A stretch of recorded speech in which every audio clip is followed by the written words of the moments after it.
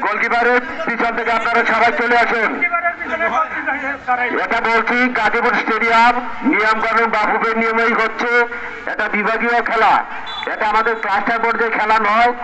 যার স্যার এবং কর্মকর্তা বৃন্দ আছেন তাদেরকে আমি বিনীত আহ্বান জানাচ্ছি, খেলার যেন বিশৃঙ্খলা না হয়।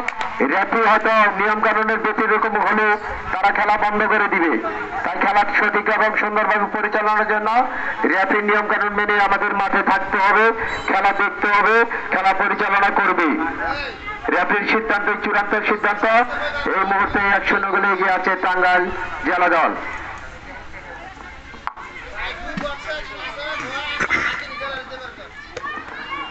অতিরিক্ত বক্সে 2 বক্সে একমাত্র খেলোয়াড়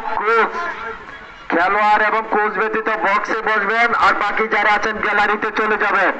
স্টেডিয়ামে খেলা দেখার জন্য শুধু তৈরি করা হয়েছে গ্যালারি, প্যান্ডেলে চেয়ার নয়। গ্যালারিতে বসবেন যারা আছে সকলকে বিনীত আহ্বান।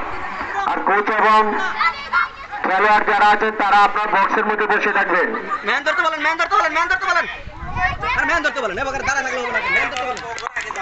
চেষ্টা করছে শ্রীপুর, কিন্তু কিছুতেই বল তাদের নিয়ন্ত্রণে রাখতে পারছেন না। শ্রীপুর গাজীপুর জেলা শ্রীপুর উপজেলার পক্ষে বল।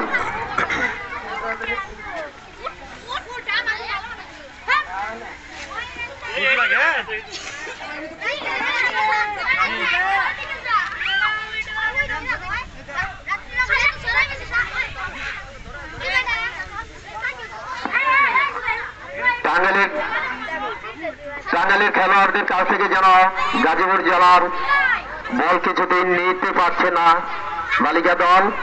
আক্রমণে মুহুর্মুহুর চেষ্টা করছে টাঙ্গাইল। এই মুহূর্তে 1-0 গোলে এগিয়ে তারা।